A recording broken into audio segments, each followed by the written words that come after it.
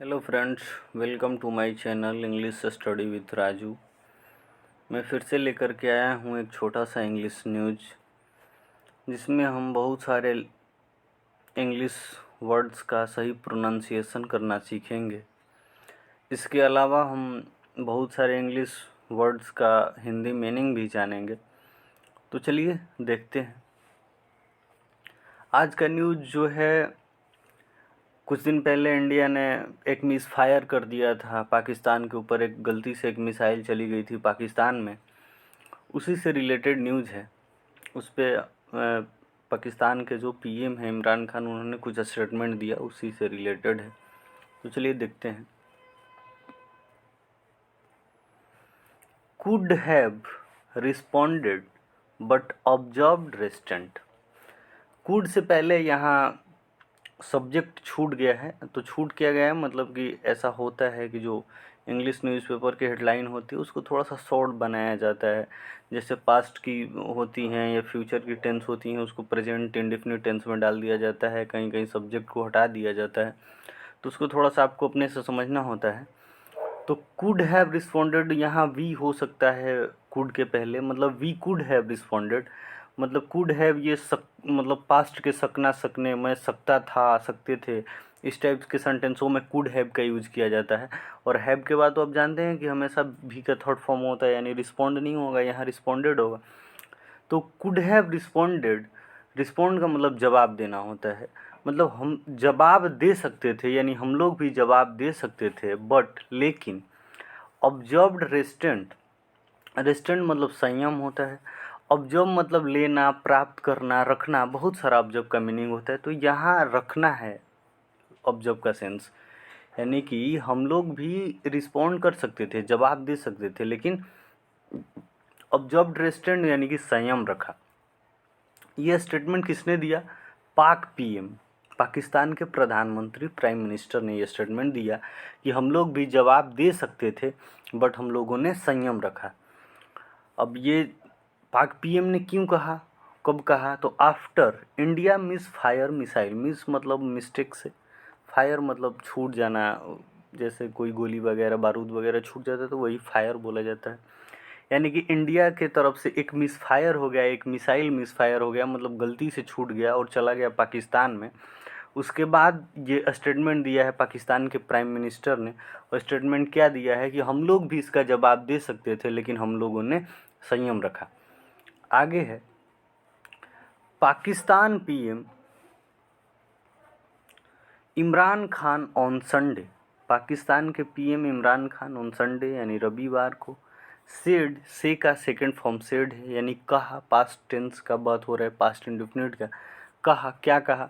That की they could have responded. देखिए यहाँ दे आ गया ना, यहाँ कुछ सब्जेक्ट नहीं था यहाँ कुड के पहले, लेकिन बिकॉज ये हेडिंग था, अब ये मेन उसका मेन सेंटेंस है, तो अब यहाँ पे सब्जेक्ट दे दिया है कि पाकिस्तान के प्रधानमंत्री ने संडे को कहा, क्या कहा? कि सेड दैट, कहा कि दे कुड हैव रिस्पॉन्डेड, मतलब वे लोग भी रिस्पॉन्ड कर सकते थे, यानी जवाब दे सकते थे, to after its missile landed in their country. मतलब कि हम लोग भी जवाब दे सकते थे, या वे लोग भी जवाब दे सकते थे। कब? आफ्टर यानी के बाद, मतलब कब जवाब दे सकते थे? जब it's missile landed in their country. यहाँ इट्स जो है इंडिया के लिए आया है, मतलब कि जब उनकी मिसाइल जो है लैंडेड मतलब उतार दी गई, यानी उतारी गई, उतरी, इन देयर कंट्री हमारी कंट्री में। ऐसा पाकिस्तान के प्रधानमंत्री ने कहा कि हम लोग भी रिस्पॉन्ड कर सकते थे, जवाब दे सकते थे। कब जवाब दे सकते थे? जब इंडिया ने, इट्स मतलब इंडिया के लिए आया है, जब इंडिया ने अपने मिसाइल को लैंड कर दिया, यानी उतार दिया, यानी कि हमारे देश में मार दिया अपने मिसाइल को, तब हम लोग भी जवाब दे सकते थे। बट लेकिन दे ऑब्जर्व्ड रेस्टेंट, मतलब रेस्टेंट वही बताया संयम होता है। ऑब्जर्व्ड रेस्टेंट मतलब कि हम लोगों ने संयम रखा। ऑन मार्च 9, ये किस दिन की घटना है? मार्च 9 9 मार्च की।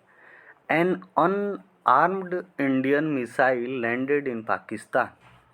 अनआर्म्ड, अन मतलब कि ना, निगेटिव सेंस यानी नहीं के लिए आता है, आर्म मतलब सैनिक होता है, यानी कि एन अनआर्म्ड इंडियन मिसाइल मतलब कि एक ऐसा मिसाइल जिसमें कोई सैनिक नहीं था, अनआर्म्ड मतलब कि बिना सैनिक वाला मिसाइल लैंडेड उतर गई यानी उतार दी गई इन पाकिस्तान में।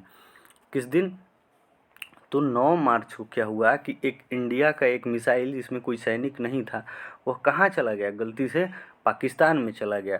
टू व्हिच, जिसके लिए द फॉर्मर सेड मतलब कि जिसके बारे में मतलब जिसके लिए पहले कहा गया, फॉर्मर मतलब पूर्व हो गया, मतलब पूर्व यानी पहले कहा गया, इंडिया की तरफ से कहा गया है शायद। तो पहले क्या कहा गया? सेड क्या कहा गया? That it was an accidental firing. मतलब क्या कहा गया कि इट वाज यह था एन एक्स, यहाँ एन जो है आर्टिकल आया है यहाँ एक्सीडेंटल के लिए, चूँकि ये एक्सीडेंटल के पहले ए है, ए एक वोवेल है, इस वोवेल के लिए एन आया है। आर्टिकल आपने पढ़ा होगा तो ज़रूर पता होगा आप लोगों को। तो it was an accidental firing, यह एक एक्सीडेंटल यानी आकस्मिक, एक्सीडेंटल मतलब आकस्मिक होता है, यह एक आकस्मिक फायरिंग था, मतलब अचानक जो गलती से हो जाता है वो उसी को आकस्मिक बोला जाता है। मतलब यह एक आकस्मिक फायरिंग था। लेटर, लेटर मीन्स बाद में होता है, वो लेटर नहीं है पत्र वाला, ये अलग LATER इसका मीन स्पेलिंग होता है, यानी लेटर बाद में। पाकिस्तान कॉल्ड, पाकिस्तान ने कहा, क्या कहा?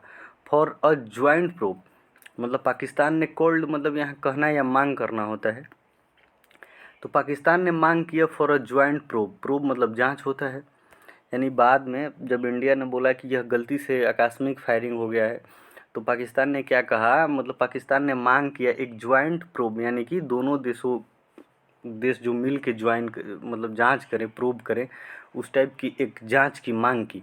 अब किस लिए? तो देखते हैं आगे। टू इस्टेब्लिश द फैक्ट्स, मतलब इस्टेब्लिश मतलब स्थापित करने के लिए या पता लगाने के लिए। तो टू इस्टेब्लिश मतलब पता लगाने के लिए, द फैक्ट्स मतलब सच्चाई को, वास्तविकता को, सराउंडिंग द इंसिडेंट मतलब जो इंसिडेंट के आसपास की जो चीज़ें हैं उसके फैक्ट्स को, उसकी सच्चाई को इस्टेब्लिश करने के लिए, पता लगाने के लिए पाकिस्तान ने क्या किया? एक ज्वाइंट प्रोब यानी कि मेल जोल के एक जांच की मांग की। बस यही छोटा सा न्यूज़ है। उम्मीद करते हैं कि आप लोगों को अच्छे से समझा पाए होंगे।